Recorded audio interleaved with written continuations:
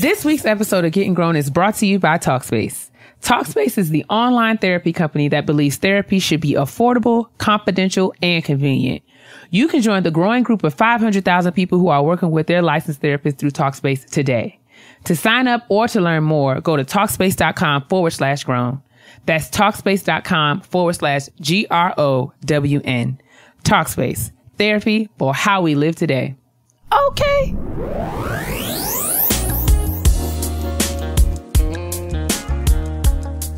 When I'm alone in my room, sometimes I stare at the wall, and in the back of my mind, I hear my conscience call, telling me I need a girl who's as sweet as a dove. Something, something, something, something. I swear I need love. Why don't you? Can you know the words at least? I knew them about 90% of them. I'm concerned with the 10% that you didn't know. But you didn't chime in. You didn't save me. Where is the loyalty again? I didn't know any of the words, so I thought it would be best for me to be quiet. Well, I sang it because this is the episode about dating. Welcome back to Getting Grown. Hey, niggas. Praise the Lord, everybody. Praise the Lord, niggas. Yeah. I don't know where all those us came from. Welcome back to Getting Grown with Jade and Keia, where we discuss all things adulting and how we are not really doing the best job at it, but we out here trying and everything like that right there. A for effort. Yeah, man, I like A's. A is my blood type. I think mine is O. But I don't know. Yeah, I think. Oh, girl. I think it's O. I think it's O. You could totally be making that up, though. No, I for real think it's O. All right. That ass. How are you, sis? You know, I'm yet alive. I am doing okay. And yeah, I'm here and happy to be here for episode 22. I got to see your face all in my space this weekend. That made me really happy. All in my personal space. I always miss my sister's face. Oh my God. I see you all the time. I see you at least once weekly when we do the show. But it's just not the same as me getting ready, like being able to love up on you, you know, smother you a little bit on the couch. Drink a Frosé. We had a good time. We had a good time. Shout out to the Frosé. Shout out to the queen of Frosé, Crystal Jean. Crystal Jean West. Crystal Jean Renee West. We give her niece's middle name because that's what that's a black girl called name. Her that. Take called her that today. Crystal Jean Renee West, and I said Crystal Jean Renee Shantae, forgetting about the West part, but we'll just go with Crystal Jean Renee West right now. We can make her West Indian and give her like 3 middle names. It's cool. It is cool. So yeah, it was good to be back in my city for the Friend Zones live. The second year anniversary of the Friend Zone. It was an excellent time there at the Tisch Auditorium at the new school on Saturday. Shout out to everyone who was so nice and so pleasant and so encouraging to myself and Jade. Beautiful. It was just so awesome to get a chance to talk to y'all. Is somebody like throwing spoons over there? What's going on? It's Tristan. Babe. It's okay. It's fine. I just didn't know what was happening. I wanted to make sure you was all right. Me neither. Ciao. Oh, but yeah, shout out to the Friend Zone. It was an awesome show. Shout out to Kid Fury and Crystal for being amazing hosts. And shout out to Destin, Friend, and Asante for an amazing show. It was amazing. And like Keia said, thank you to everybody who was so supportive and so nice and so sweet. And shout out to the people who asked the questions. Yeah, shout out to y'all. That's what's up. You asked really good questions. And shout out to the young man from Talkspace. Yes. Who was there to assist in the Q&A portion. So it's awesome to be a part of really cool things. And I was really honored to be a part. So again, shout out to Destin, Friend, and Asante for their amazing content and their success for having 2 years worth of fantastical shows. And shout out to everyone who came in support of them. From what I understand, there are going to be more live Friend Zones in cities across the country really soon. So you guys keep your eyes and ears peeled for the announcements and things of that nature. Through the end of the year. So yes, definitely pay attention. Don't miss the bus, children. Yeah. So how are you, sis? We talked about my little raggedy life. What's going on with you? Nothing. I mean, it was pretty much the same as yours this weekend, plus some additional work, but that's nothing new. And then we went back to work today. Yeah. Fun times in the city. That's what it is. Fun times in the city. Mm-hmm. Oh, and shout out to all the love from the friend zone from the episode last week. You guys received me. You're famous. Beautifully. Awesome. No. Yes. But Fran told me about a lot of emails and stuff. She got stuff that I didn't get to see of people who told her I helped them to like rethink their entire decision about getting married and having kids. You know what I'm saying? We just out here, just trying to Black Lives Matter, saving Black lives all over the place. We just don't want y'all to jump into nothing too crazy. So I'm really honored to have been a part of that discussion and to be a part of an episode that was so well received. And you guys were nothing but beautiful. There were no negative comments, and I really appreciate that. And I appreciate them for having me. Yes. You out here. So, sis, shall we get into it? Let's do it. My sis is popping right now, like. Shout out to my sis. Shout out to the ladies from last week. Indeed. Shout out to all the ladies from last week. I can't think of her name right now. Jesus. The pedagogist, I believe is her name on Twitter. Yes. And she, the young lady with the book drive, I believe in the Delta in Mississippi, she was trying to get 1,000 books for her 3rd grade class. She actually exceeded her goal, and was very appreciative of our assistance. I think she was a lot closer to her goal, than we thought, than when we first looked. But thanks to everyone who reached out, everyone who made a donation. It's amazing what we can do when we all work together. So I'm sorry, sis, that I can't think of your first name right now. I know your name on Twitter is at pedagogist, PEDAGOGILIST, I believe is her name. I hope I'm spelling that correctly, but if not, I will put it in the description box. And shout out to everyone who helped her to reach her goal and to get these babies reading for this academic year. Absolutely. And our shout out to my sis this week comes from Rashonda. She says, "Hey, Keia and Jade, I love this show and have been listening since episode 1. Aww. I'd like to shout out Takiyah. Hey, that's my name. Wallace. Hey. Yes, it is. The creative behind Brown Girls Do Ballet. She's a photographer, mompreneur, and out here showing amazing brown girls in the world of ballet. She raises money for scholarships to help young dancers further their training, and her work is amazing.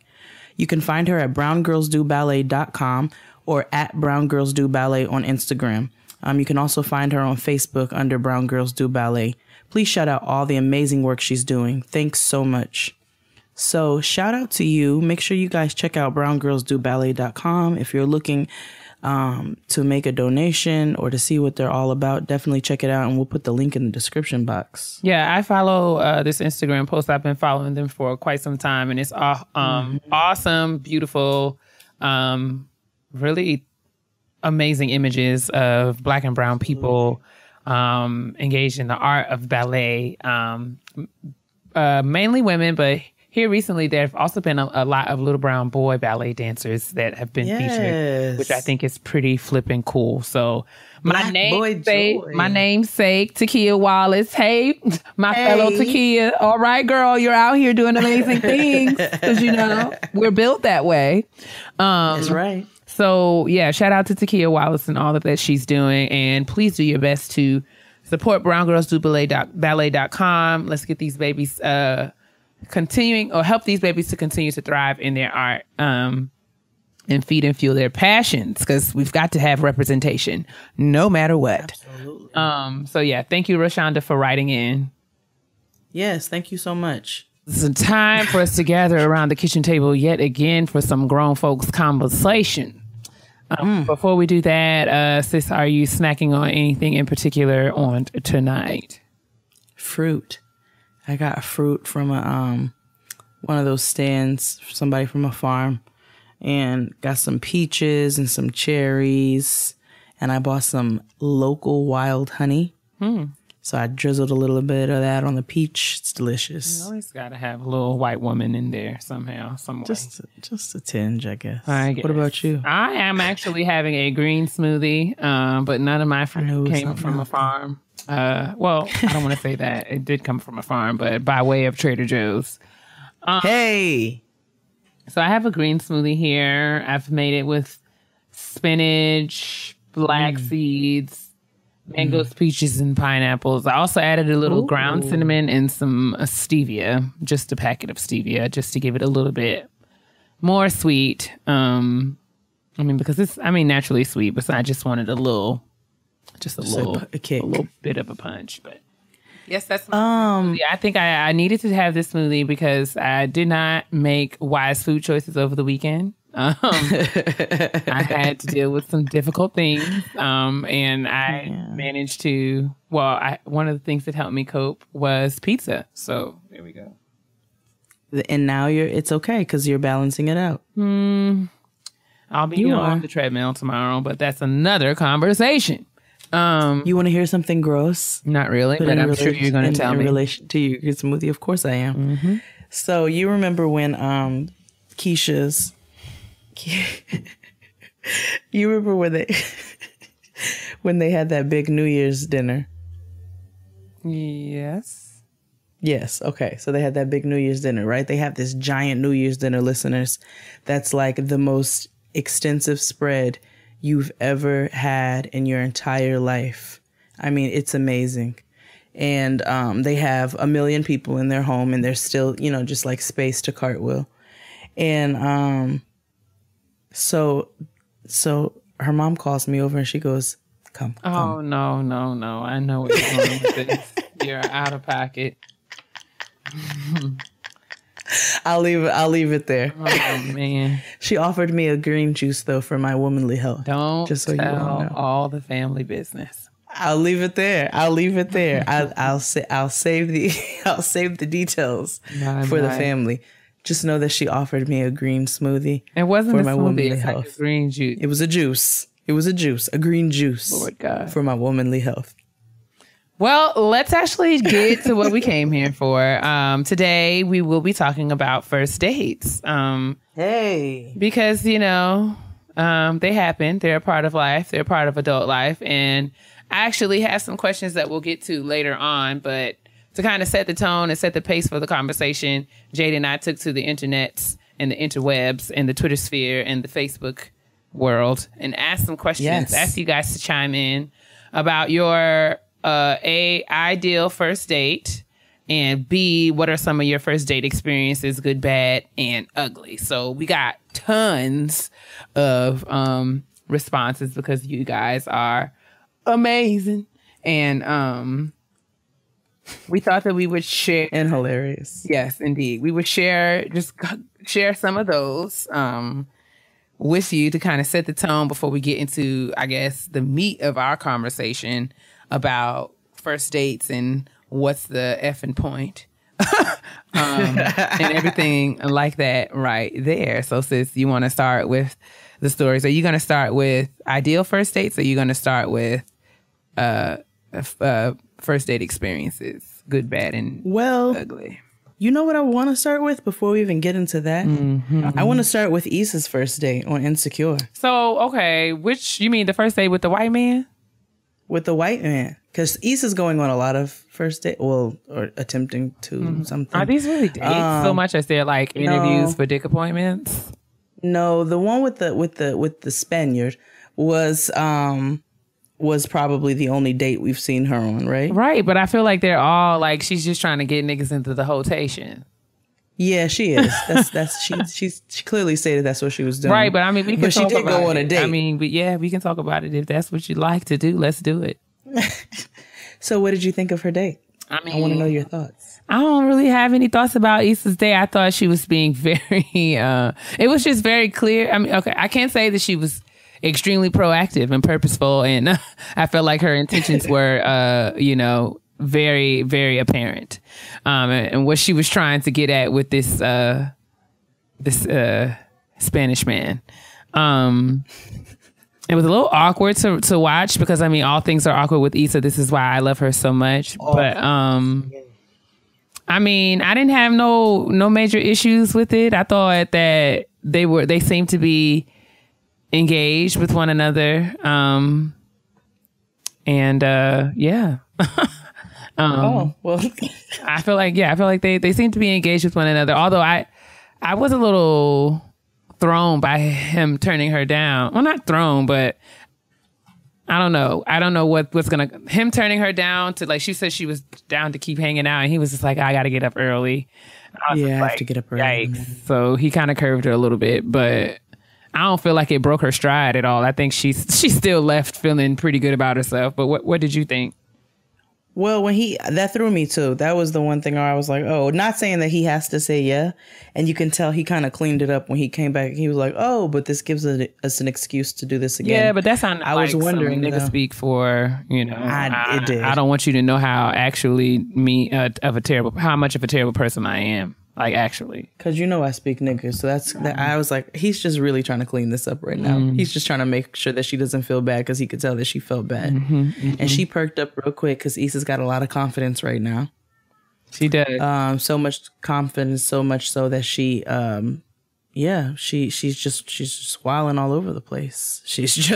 Her attitude is just like very dismissive, and it's interesting to watch. So I'm anxious to see where they go with that. Well, I mean, if we're gonna talk about dates, get humbled. We're gonna talk about dates. Think back to Molly's date with this dude that she really don't like. What are your thoughts about him and their interaction? What I told my husband when we were watching it, I was like, and he said the same thing. She wants to like this dude because on paper, he's everything that she wants. Like, he's perfect on paper. And this is everything that she hoped for and wished for all through season 1. I know all about that. And he's all into her and everything. Yeah. But she don't like him. She just don't like this nigga. She just don't. Strumming my pain. She's just not attracted to him. She's not singing my life with these words. Okay.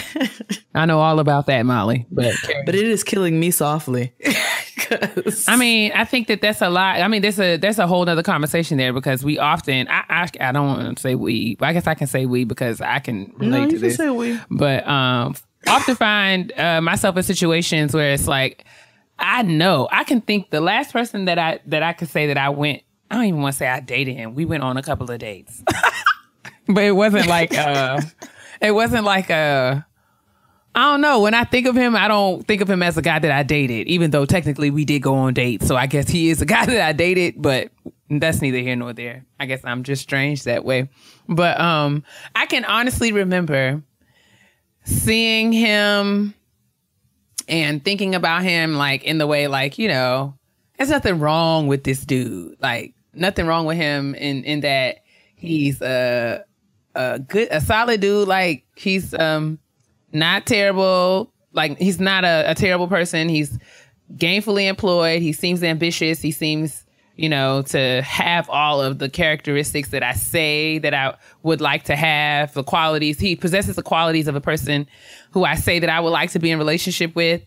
But I can honestly remember, like, the last time that we went out, there happened, like, I had like a moment of clarity where we were sitting there talking and he was talking and we weren't, it wasn't even like I was having a bad time, but I absolutely remember looking at him and being like, I don't even like this. Like something literally just clicked and it was just like, I don't care for this. Like, he's a good dude. It wasn't even that he wasn't cute or anything, but I remember looking at, he was sitting beside me at the time and I turned and I looked at the side of his face and I was just like, nothing about me wants to, like, I'm okay. Like, I was just, and I felt terrible because it was like, this is a decent dude. Like, there's nothing wrong with this dude. But I totally was just like, I'm ready to go right now. Like literally. I know. I had a similar experience. So I'm taking it you never called this nigga again? I did kind of fade to black on him. I did. He's like, dude. And nigga, if you all don't speak nigga, that means she ghosted him. Not intentionally. Like, it wasn't like I would ignoring him, but life would just so happen to work out that the times that he reached out to me to go out, I actually had other things to do. I had other plans, and then we would just never got around to rescheduling. And then, you know, the times that we interacted became less and less frequent. And I happen to believe that was the Lord's way of saying that this was something that I needed to focus my time and attention on.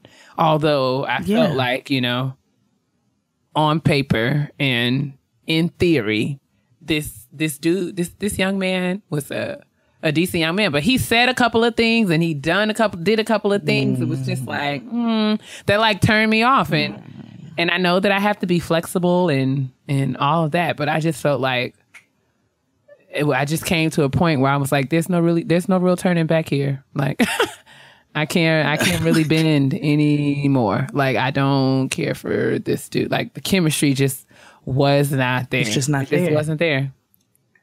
You can tell, and that's how it is with Molly. You can tell. You can completely tell that she's just not. Even when he put his arm around her, she just like tensed up. Like, there was nothing comfortable about it. She didn't fall into him. Smiles with no teeth. Where you just be like, Sometimes you show a little gum. But I could totally relate. But why do you think, I mean, this is totally not about first dates, but I guess it's all relevant. But why do you think that we feel like we have to, why do you think we feel like we find ourselves in these situations where we're just trying to make something work when it's clearly not working? Because I think it's kind of like the same thing where we've talked about the mentality, you know, as Black people, like with getting jobs and thinking that we have to. And I think we talked about this our first episode or really early on, where we feel like we, you know, have to be grateful for what we get.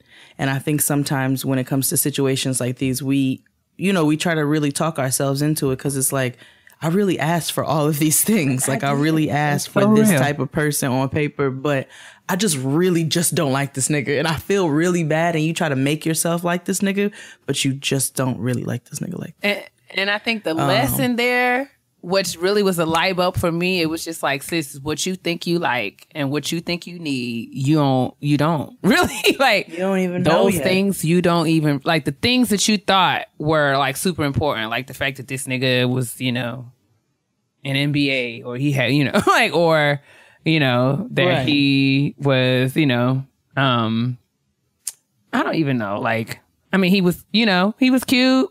He wasn't tall enough, but he wasn't short. Does that make sense? Like, yes. And you know, that's a big thing. I know I'm superficial and y'all can feel free to call me all kinds of do not care. Yeah. All kinds of trash, but I'm just here and I can only be myself. He was not like, I felt like I had to talk myself into be physically attracted to him. Like, it's nothing wrong with that's him. A problem. Like, you know, it's not, but nothing in me like stood up straight when I saw that nigga. Like, whoa, yes, like the way that yes, this nigga is fine. Yes, like the one time recently, I had the honor and privilege, Lord Jesus, to see Jay Ellis in person. Like, I saw Lawrence in person.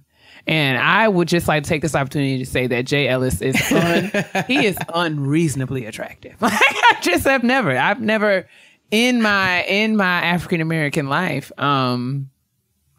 because what you don't know, this is what I didn't realize from watching Insecure. Like, I knew that Lawrence was tall, but I didn't realize how tall Lawrence was. And he's tall. Lawrence is like so wonderfully tall. But he's tall and like, cause I mean, tall doesn't stand alone, but tall in conjunction with other amazing qualities is like will really set you to the next level of your, you know, amazingness. I'm making up words, but, cause Dro, like the married dude that Molly's dealing with, he's unreasonably tall too, but nothing about him is attractive to me. I asked the question on Twitter today because it seemed like everyone was talking about how fine Dro was. And I was just like, did I miss the bus? Let me clean my glasses.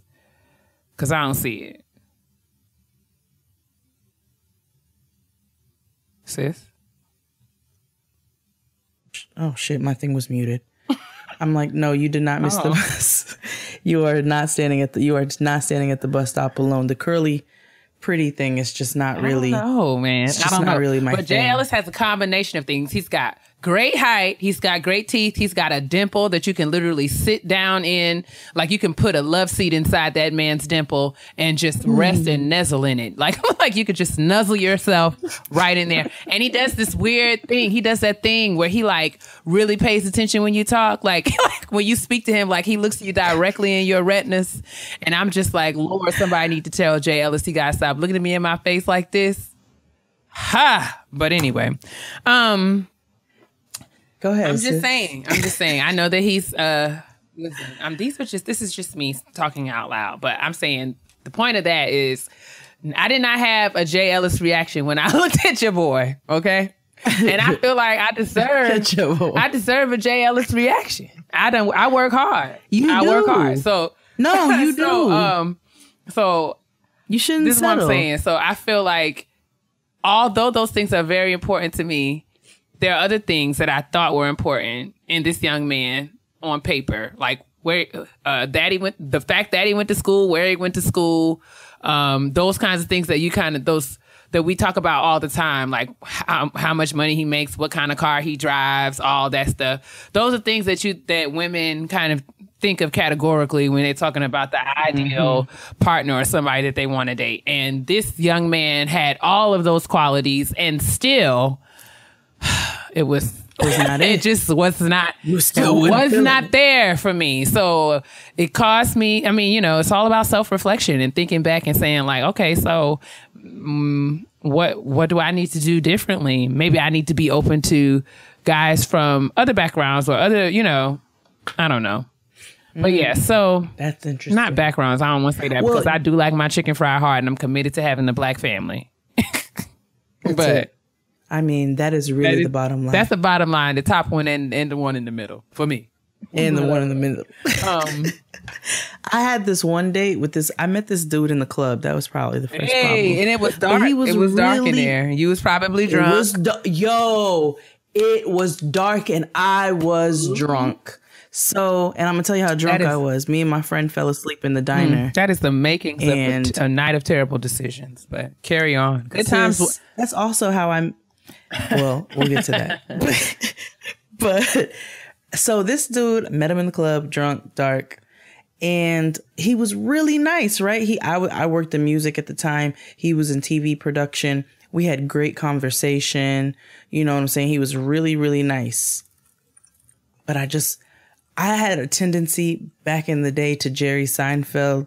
A lot of these niggas, and if you're not familiar with Seinfeld, which is I love actually, Seinfeld is he has a tendency to pick apart people. You watch Seinfeld, sis? Yeah. So he has a tendency to pick people apart. So I had a tendency to do that. And this nigga, so we went out. I tried to do the 2-date thing. Like I went on the first one and it just wasn't hitting right for me. But I did the thing that my sis just talked about where I was like, all right. Like he's a good dude. Like, he has an interesting job. We have a nice conversation. He's really, really nice. All right. Yeah. And he's fine. He's okay looking. You know what I'm saying? He's all right. Like he's not hard on my eyes. And then I just couldn't stop staring at like the hoop in his nose. Oh, he had a nose ring. He had a nose ring and like a really big back. Or like a nose ring? No, like my nose ring. And like in a wide back with really skinny I love legs. a good back. But this is not the good back. No, sis. Like. This was like he was shaped like Despicable Me. Okay, good night. But like I didn't see that. But on the low key version, so I didn't really see it in the club because it was dark. But then he had on this like striped shirt, which was it was awful. Oh, it was an awful shirt. I don't know why he ever thought he should put that on his body. Attire is important. But it's so key. Don't wear horizontal. That's the ones that go across, right? Yes. It was oh, Savior God. You did not honey me. He had on a striped black and white horizontal shirt. And like, it was very ugly. And he had on horizontal stripes. And he had a wide back with like love handles and skinny legs. Bless his heart. You know what I'm saying? So, and a hoop in his nose. And I was like, well, after the second date, I was like, I just can't keep looking at this. Like, I just can't keep doing it. So, needless to say, I ghosted him. I was also in my mid-20s. So, I mean, I think there's a time. I mean, everyone has a story like that, right? So yeah, I ghosted him. And then I told y'all the story about your poodles, right? God, we don't have to relive that. Also met him in the club. Drunk. Stop meeting niggas in the club. So drunk. that's actually a good segue to our conversation, what we are supposed to be talking about while we're over here rambling about other things. But y'all will continue to indulge us. We appreciate you. Yes. So sis, okay. Let me get my last stuff together. So, what makes a great first date amazing? What were some of the things that the people were saying? So people talked a lot about intimate settings with lots of talking and really good chemistry and great conversation. People said a lot about doing things outdoors, being creative and selecting date activities, good food and comfortable atmospheres. Those are the qualities of amazing dates. Common interests, so going to bookstores or people like intentional dates expressing, you know, if a date showing evidence that he's listened to you and what you like to do and incorporating your wants and desires into the date. Laughs and lots of laughs. Like sense of humor was mentioned like 72,000 times, which is, I mean, y'all are my kind of people. Because, I mean, if it's not, if you're corny, like, let me tell you something. I've said this my whole life, but like, I feel like funny dudes win for so many reasons. Like, funny every time literally can talk you right out of your drawers if you're not careful, because you'd be like, he just had me dying. Like, if you make me laugh, like, I can overlook certain things. Like, you know what I'm saying? Like, I could yeah, no, you can chuckle them panties right down. Like, not even exaggerating. Like, funny dudes win all the time. Like, especially if we have really that connection. And this is another thing, not to totally make this about me, but y'all know that I'm silly and I don't necessarily try to be funny, but people laugh at me. Well, I'm saying, like, people laugh at me, but I can't say that I intentionally like sit home and be like, I'm gonna say this and they're gonna laugh, but I'll just be talking. But at the same time, I like to laugh too. So it is certainly an issue for me if we go out on any kind of date and I'm the only one. I mean, you the only one laughing. I'm gonna feel some kind of way. I feel like the laughing like got to be reciprocal. Like, you got to make me laugh too. If you are laughing, slapping your knees and like literally laughing from your belly, I want you to have me laughing from my belly as well. Absolutely, because this is not one-sided. I mean, yeah. Like, this is not a comedy club, my nigga. Like, people said things like, you know, a lot of things, good activities came up. People like to go on walks, like to go to museums. Lounges with live music came up quite a few times. Whit in Stiletto said, I love a man that can crack jokes and takes time to plan the first date. Like, planning is also absolutely key. And I want you to, like, show me that you've paid attention to what I said, and don't assume. I don't like cliches. Don't assume that all girls love picnics. I don't want to sit in the grass. No, I don't want to sit in the grass. So get to know whoever that you're dating, so that you don't have her doing something that she don't want to do. Like, man, I don't like dogs, and I've had a young man offer to take me to the dog park on the first date. And I'm just like, sir, what are we going to do? Like, isn't the point of going to the dog park, like walking the dog that you have? Like, I don't have a dog and you don't either. Why are we going to the dog park? Like, why the fuck are we going to the dog park? Oh my Jesus. You look like two creeps. Two people who go sit in a dog park and don't have a dog. You look like somebody who's at a playground with no kids. Man. Come on. But yeah, This is not, let me just calm down and keep reading, because this is totally not about like what I like and don't like. That's pretty much it. I tried to I went through them and tried to consolidate them. Sis, I'm going to let you start in on what some of our faithful listeners shared about their good and bad first dates, and then we'll get to some of the questions that I have. Okay, so let me tell you all, I had a hearty chuckle reading some of these. Really did. Reading some of these first date experiences. Some of them were really sweet, and then some of them were absolutely atrocious, and most of them were hilarious. So we had some really nice and sweet ones. Where one girl, motivational. Okay, motivational. Went to a French restaurant and the food was banging. Later had drinks and went our separate ways. He was a perfect gentleman that night, and she made the straight face. So I'm taking it that she was on her Issa and she really didn't want him to be a gentleman that night. That is what I gathered from that. You guys are more than welcome to tweet her and ask her if that's what she meant. This one was really fucked up.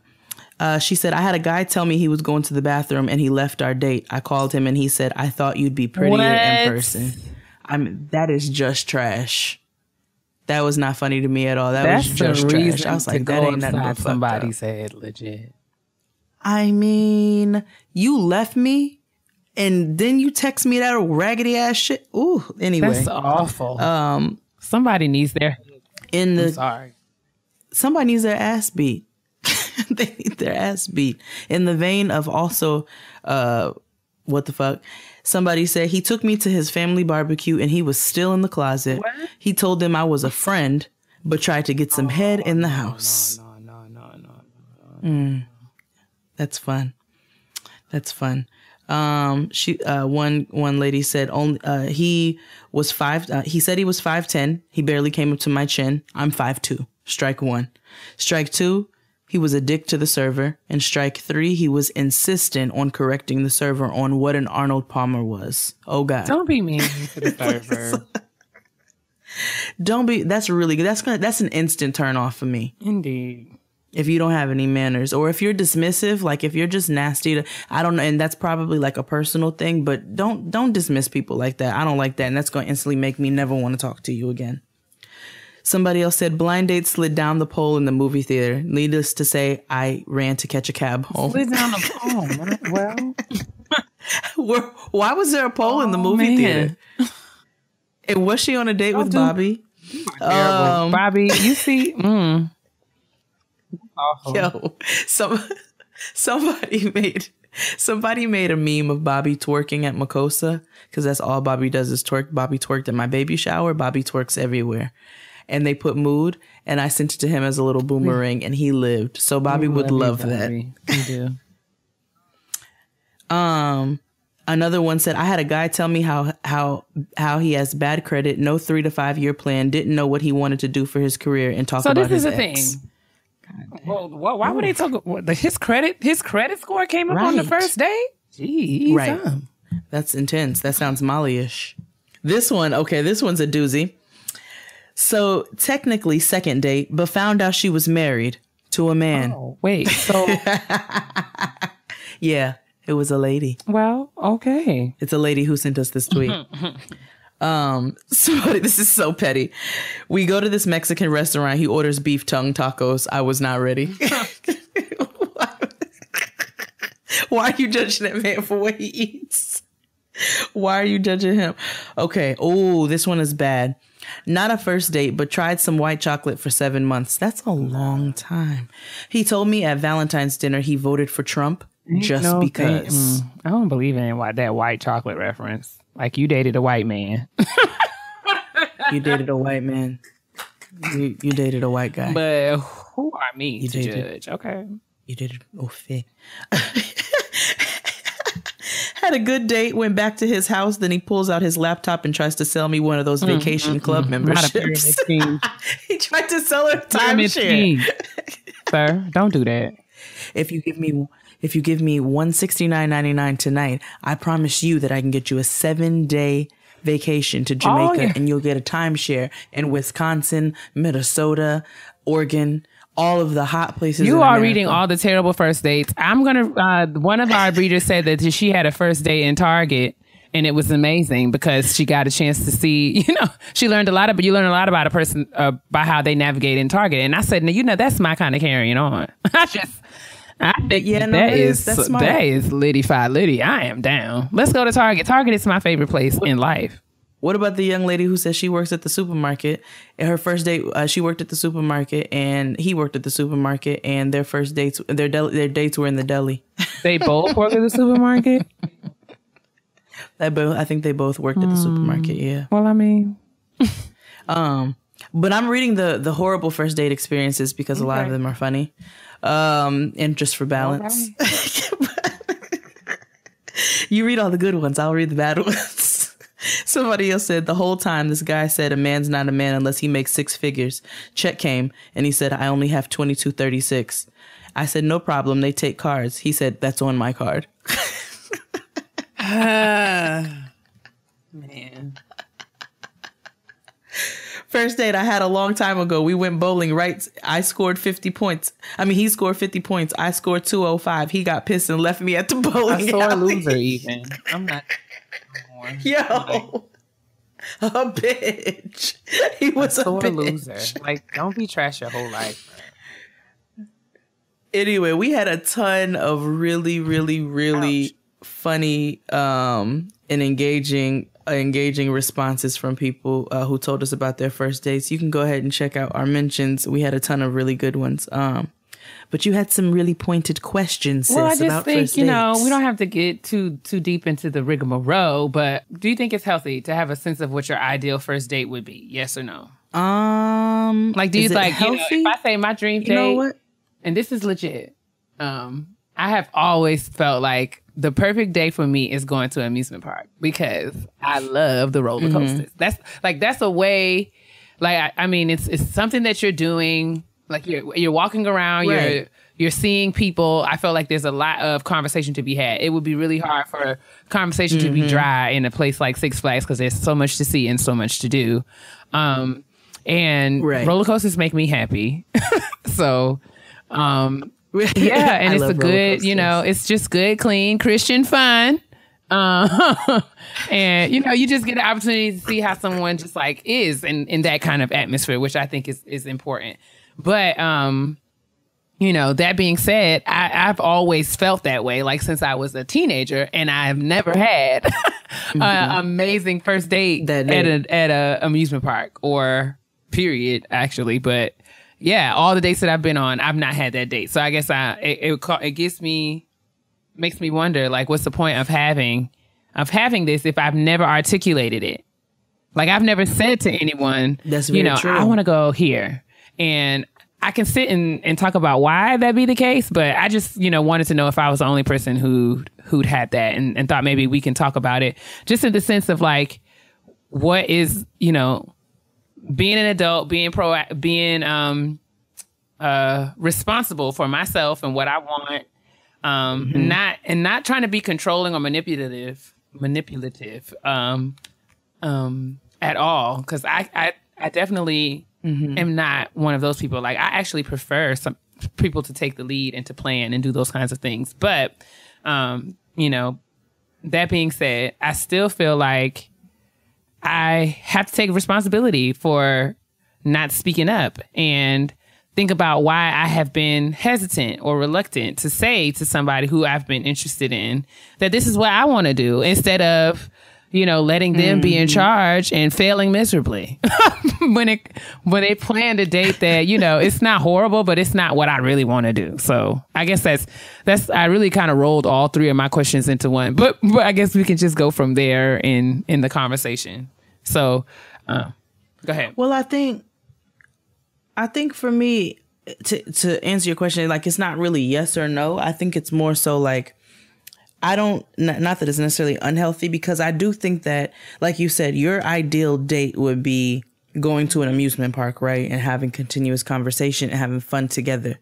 For me, that's also an ideal date, but that's more important to me with somebody who I have a connection with. So I guess I've never really placed a lot on my expectations for a first date. You know what I'm saying? Like, it's like, all right, I go in, it is what it is. If it's terrible, I know that it's a bad feeling. If it's a good date, I'm like, all right, I walked away with that with a good feeling, but I never go in with an expectation. I outside of them, like, please just be a decent person. And I hope I have a good time. Like, for instance, me and my husband, we didn't have a first date. Like, we never really had a first date. We just kind of started kicking it. And then from there, I remember we had to think about it, and we were like, oh, so the very first time that we actually like took showers and got dressed and said we were getting ready to go do A, B, C, and D, like that could have technically been our first date, but by that time we'd already been kicking it. You know what I'm saying? I think that's been the bulk of my dating experience. I don't necessarily feel like I've been like courted in the sense that I've gotten asked out on dates and gone on dates, but as far as like the people who I've been in relationship with, it wasn't like I felt like they saw me and asked me out and got to know me in the traditional way of like going out on dates. It's always been like somebody who I've known for a really long time, and we were hanging out for an extended period of time, and then we actually we actually fell into this relationship situation after the fact, if that makes sense. But that being said, now that I am a woman of a particular age, I'm tired of that. Like, you know what I mean? Like, I definitely I think I deserve at this point to have somebody be a bit more intentional. And I don't want to be, dating niggas by default no more. And I'm not judging anybody who was in that situation, because when I was in those situations, I was content and happy. And like, I didn't complain about it. But now I think I'm in a space where I would like to just have a different experience. So I don't want to make this all about me, but I'm just thinking for the people who are, for the people who may be like me, like, whose responsibility is it? Like, you know what I mean? Like, and how do you strike that balance? Right. I'm not saying this is not going to be one of those episodes of Getting Grown where we give you guys a list of steps and this is what you do and this is how you do it. But this is more so kind of like, okay, I don't know. But just kind of throwing it out there to see, from the conversation, if we can kind of get new perspectives or think about things differently. Well, I think for one, like, I think having those expectations sometimes can be a little dangerous, because we may constantly set ourselves up for, there's a fine line, because you can set yourself up for disappointment because you had a very specific expectation. You know what I'm saying? But then you also have every single right to express what it is that you want. I think putting those expectations, like saying like, this is what I want to somebody for a first date, may be a little bit much. I think that comes with getting to know somebody and then making sure that they pay attention to the things that you're saying about what you prefer in a date. So, yeah, I think there's a fine line, because, you want to make sure that you express what you want, but you don't want to say it too soon where you're scaring somebody off. But you do have every right to express what you want, and then start taking matters into your own hands. You plan a date. You know what I'm saying? If you all know that you have an interest between each other, and this is something that you want, then plan it. Like, you be the one to initiate and be like, all right, so this is, I thought this might be something really fun. This is something that I like to do. So I'd like you to join me. And then that could open up something else. But you taking the initiative is also always an option for you to get what you want out of a date, as well as getting to know somebody. Definitely. I think that, there's definitely something for me to consider and think about, because that's not something that I thought about before. I was sitting planning for this week's episode, and I was at Keisha's house and talking to her about it. And she actually asked me if I'd ever planned a date, and I told her no. It wasn't until she asked me that question that I was like forced to kind of sit with that, and was just like, well, girl, why not? And then think through like right. what some of my own reservations were. And like you said, it was probably more about like not coming off too strong, or not wanting to be like, that girl that was just like, this is how you have to date me. Right. A pillow princess, essentially. But I definitely feel like there is a way that I could assert myself and kind of articulate myself and express my desires in a way that's just kind of like informing the person of what I would want, versus saying, this is what you have to do. I think also I was going to say, while you were talking before, just the way that I have dated and like to date. Yes, the first date is more about getting to know the other person, because that's what dating is all about. It's a constant process of getting to know and exploring someone else's personality and the way you all interact. But I personally, I've never really been fond of, you know, you just meet somebody on the street or out and, you know, you go out with them without having had like preliminary, like I'm a phone girl. I want us to have some conversation prior to, not texting all day and half the night. Oh no, please don't text me all day. But I would like to have some conversation with you. And I don't know, like maybe that's, I sometimes I get the sense that is like completely unheard of, and I'm just out here expecting way too much by wanting to actually have a few conversations with a dude before we go out. Because I don't know, maybe because I watch too much Special Victims Unit. I don't know. I don't like to go places with strangers. I watch way too much television. I live here by myself, and lots of criminal I'm minds. leery. I want to make sure, and you don't get to know a whole lot, and people can definitely conceal they're crazy until later. But I don't know. I just like to, like, that's why doing something like going to an amusement park or a more interactive and active kind of date is not something that's like scary for me on first and second date situations, because if I'm going on a first or second date with you, you are not still a stranger to me. Like we have had enough conversation to where I feel like we can go to a place like that and still have a good time. But maybe that's just me and my own personal crazy little values or interests or ideas, or I don't know. That's not the word I'm looking for. I don't think it's crazy. I don't know. I don't think that's crazy. That's your that's your preferences. But what I do think is, like, in the same vein, I, like, on a first date, don't take me to the movies. Well, I mean, you know, it's a person to person thing. That's why I was saying, like, you know, I think you have to show me that you listen. And you don't assume, and you don't do cliche things that are like traditional date things. But if you know, like one of our listeners said, I'm a movie buff, so movies are my thing.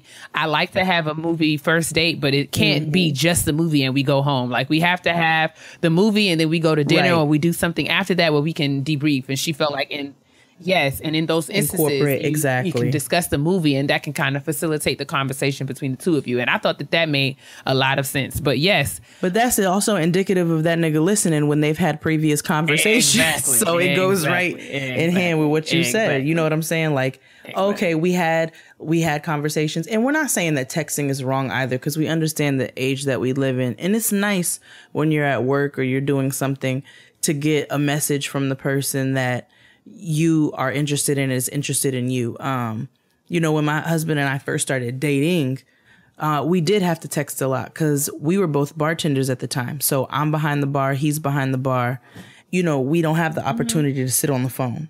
You know what I'm saying? We had to kind of text each other to have that communication. But then when we had times where we were both off, or I would get off or he would get off, then we would get on the phone like two adults and actually talk about things, so that when we got together, you know, we had constant and endless conversation.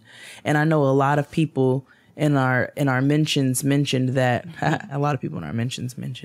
said that they enjoyed being able to communicate with the person on their first date. And that's really key for them. And I feel the exact same way. I think communication is super key. Yeah, I mean, I don't really know. That's kind of all I got. I just thought that we've been talking for a little while, so maybe we should find a way to wrap this up. But I just thought it would be cool to think about dating as it applies and as it relates to, you know, being older and getting grown and dating as an adult versus, you know, because those your objectives and reasons for dating change the older that you get. Exactly. And, you know, the way that I view dating is largely different than how I was viewing it when I was 23.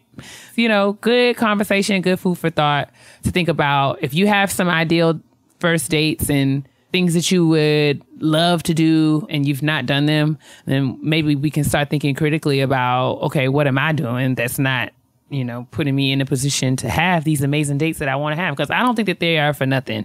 Like, my little dream of having dates and, you know, at the amusement park and roller coasters and, you know, all the snacks and stuffed animals, like all that, I don't think that that's for naught. I feel like that I have that for a reason, and I got to figure out how to make that happen. one way or another before it's all over. You know what I'm saying?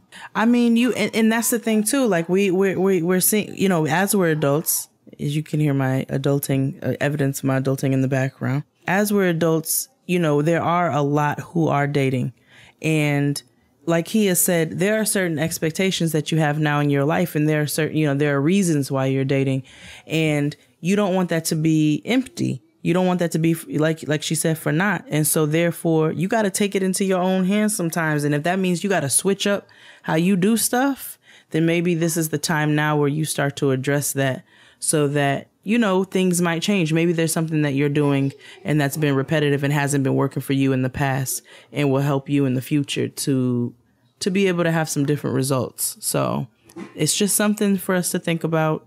Like my sis said, it's just something for us to address because this is the age that we live in. And everything like that right there, man. I think that wraps up the kitchen table. Grab your plates. Bust your section of the table. Bust your plates, please. And we'll be moving on into, I think, Honesty Box. Don't forget today's episode is brought to you by Talkspace. Therapy can be intimidating. Releasing your private thoughts to a complete stranger can seem daunting and almost scary, but it can also bring you a woosah. And with Talkspace, you can get that relief from the comfort of your own space and on your own time. Talkspace is the online therapy company that makes it easy to connect with a licensed and experienced therapist handpicked just for you for as little as $32 a week. You can talk with your therapist whenever and wherever you are on the web or over the phone without scheduling, traveling, or worrying about your privacy. And Talkspace is 100% confidential. You can remain completely anonymous if you want. Join over 500,000 users who have experienced the relief of being able to talk to a therapist at their discretion and on their own time. And just for all you listening to Gettin' Grown, you can use coupon code GROWN on the Talkspace app to get $30 off your first month and show your support for the Gettin' Grown podcast. Get matched with the perfect therapist for you right now by going to Talkspace.com/grown. That's code GROWN for the Talkspace app, or just go to Talkspace.com/grown. Talkspace, therapy for how we live today. Okay. Honestly? Truly. It's time for the honesty box. All right, sis. This one's a little bit heavy. It's called My Granny Hates Me. Hey, Jade and Keia. I'm writing because I really needed to get this off my spirit.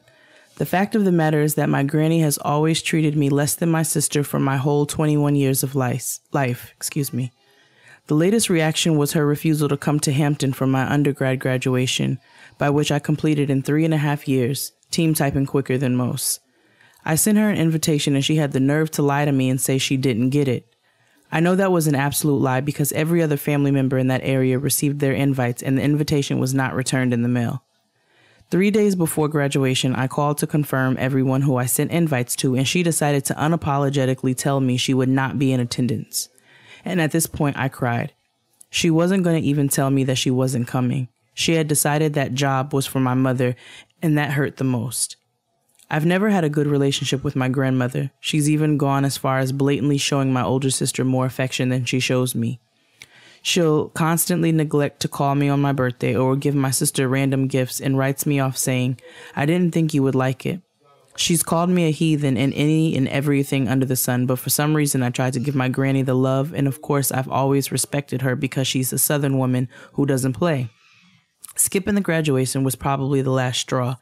She even decided to try to flip the script and tried to make her absence seem as if my family wasn't caring about her needs and feelings, but this was my day. So my natural reaction has been not to speak to her. I've been in New Jersey for the last 10 weeks for an internship and reluctantly called her for her birthday only because my mother asked.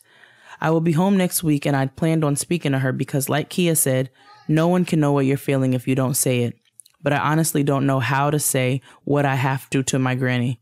Again, I respect the woman she is and what she has had to go through, but I'm tired of feeling like Granny's unloved granddaughter. I know I have to say something, but how do I say how I feel without disrespecting her? Or should I just let it go and charge it to her head, not her heart? Also, I'm graduating with my MBA next year and having a strong feeling to not invite her to spare myself the heartache. Signed, Graduated and Irritated. All right, sis. What do you think? Yikes. I think that this is definitely a heavy situation. And I can definitely speak from the experience of being estranged, or a strained relationship, I should say, with a family member, and wanting to be respectful, but not willing to continue to be abused and mistreated. I think it's okay for you to, I don't think there is no one right or wrong way to go about expressing how you feel, in this case to your grandmother. I just think what you need to do is be prepared for her response. Be prepared for her to be receptive to what you say and apologize and, be willing to make change. But also be prepared if she's not receptive and does not acknowledge or own that she has made you feel this way, or make any moves to kind of rectify or remedy your relationship. I don't know. It's super unfortunate, and I'm very sorry that you have to deal with this.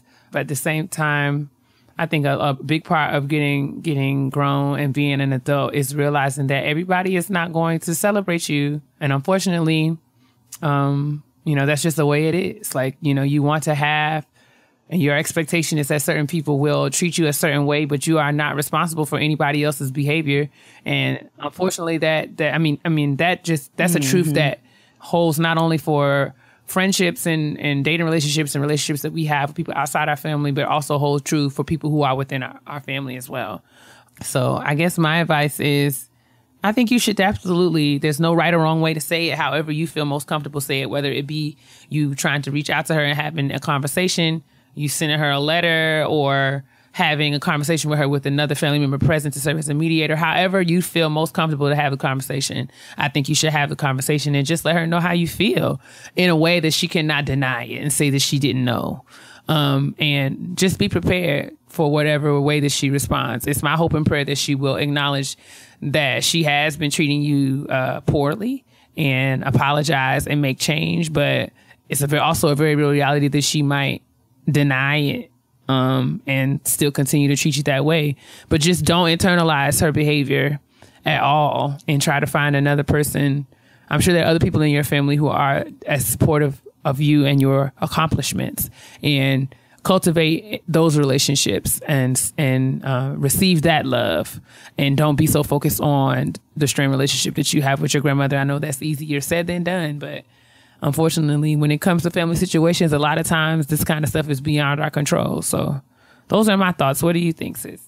No, I actually 100% agree with you. I think, especially if it's going to make you feel better, if this is something that you need to get off of your spirit, and it sounds like it is something that you need to get off your spirit, you have every right to say how you feel. If this person has made you feel the way, family or not, you have every right to say it, and you voicing your opinion is not disrespectful. Even the way that you expressed yourself to us was not disrespectful about your grandmother. You said that you respect your grandmother, you love your grandmother, and it hurts you the way that she treats you. Now, again, I'm going to 100% agree with Keia, because she said that you don't know how she's going to respond.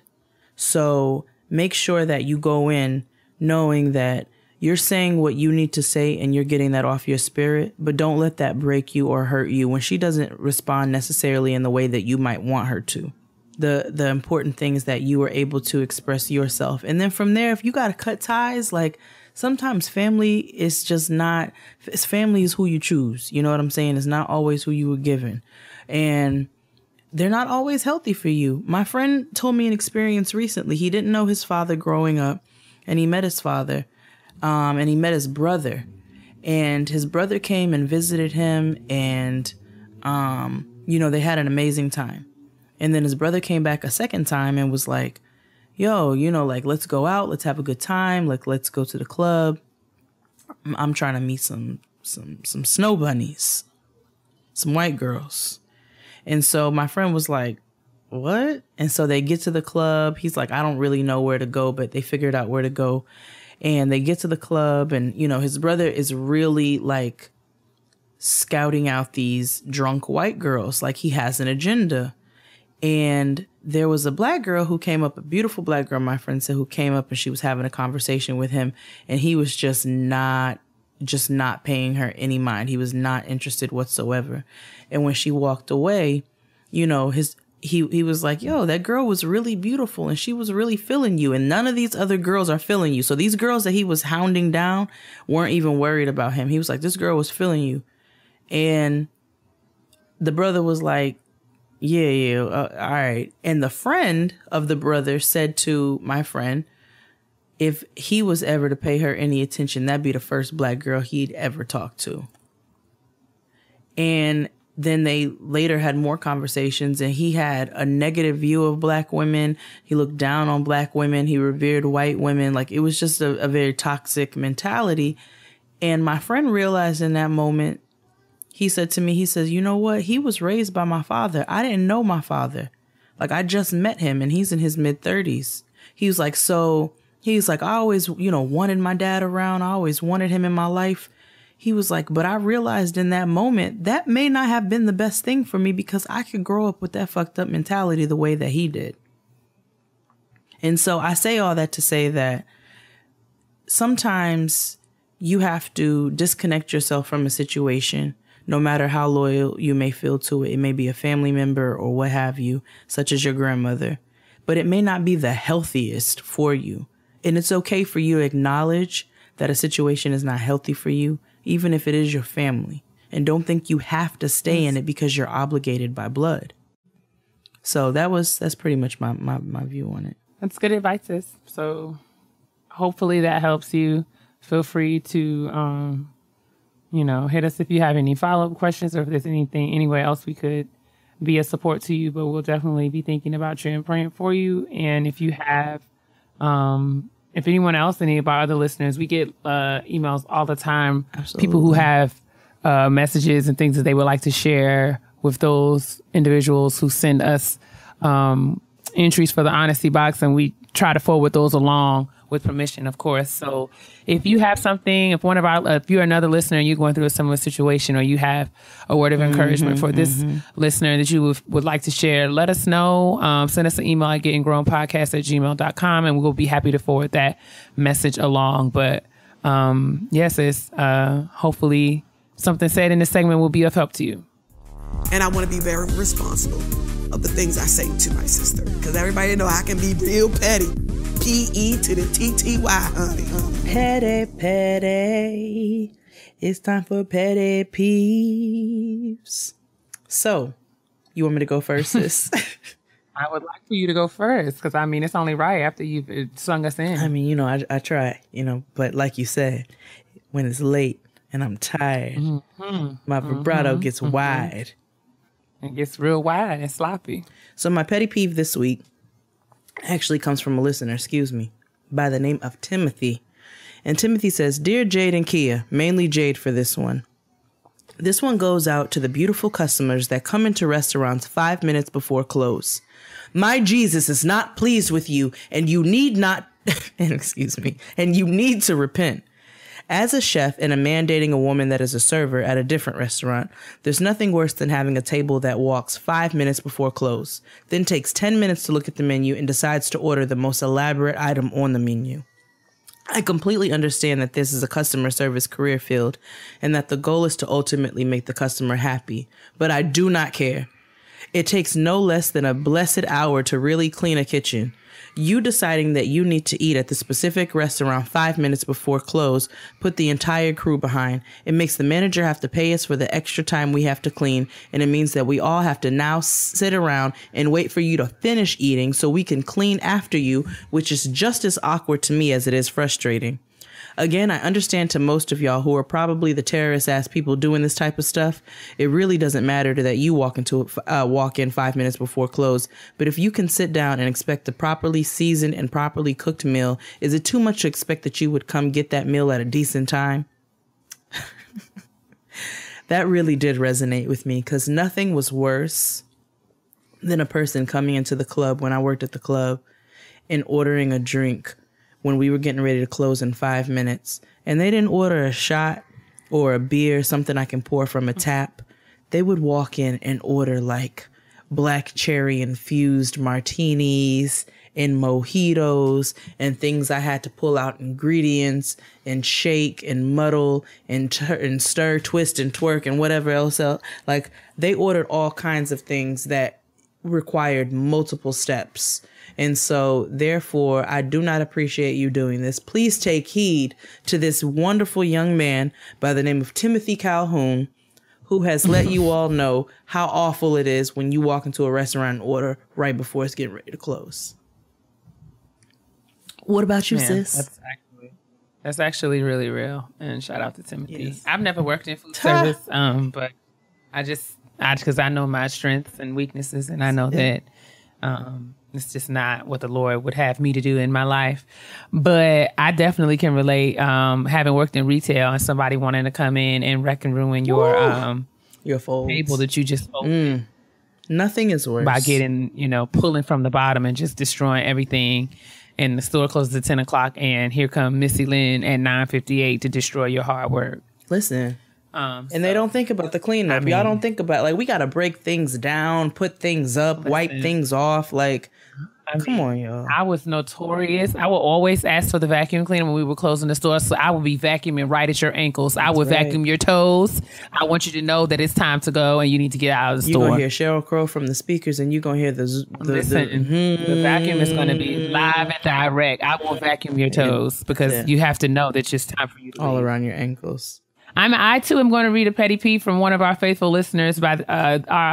This letter comes from Raven. Raven says, "Greetings, sisters and petty. I write to you today to express my gratitude for your labor, laughs, and love. As a fellow member of #Team Typing Fast, your podcasts have helped me through some long work hours. Anyway, I want to express a petty peeve. Semicolon. When folks act like they don't see you, sitting, standing somewhere, and walk in front of you or over you while you're having a conversation. Can you not say, 'Excuse me, where are your manners? Who raised you?' It especially angers me when white women or non-black women of color act like they don't see me. It takes restraint from Jesus, both Marys and Joseph. Come on, both Marys. So Mary, the mother of Jesus, and Mary Magdalene. All right. Yes, and I know who all of them are. Okay, girl. Show out then. Prove it. But we can talk about that later. Jesus, both Marys and Joseph, for me to not holler out. I know you see me standing here. I just needed to get that out. Thank you all for reading. In petty solidarity, Raven.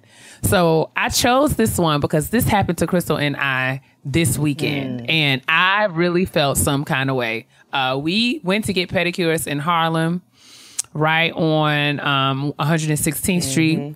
And we were walking into the establishment, and there were we were at the nail place. We did not know that the lady worked in the nail place when we were out on the street. She just was a Asian woman. But Crystal opened the door, and the lady was standing, like she was coming from the opposite direction. So we're coming toward one another.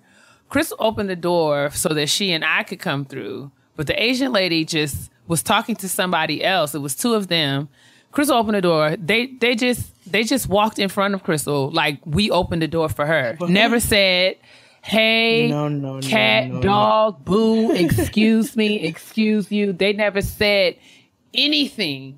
And I was instantly incensed. Like, I was just like, so it really makes me feel some kind of way. And, we went in and got served, and I was sitting there, and the lady who worked there who did it kept walking back and forth because she was getting things out of another room that was right across from where Crystal and I was sitting.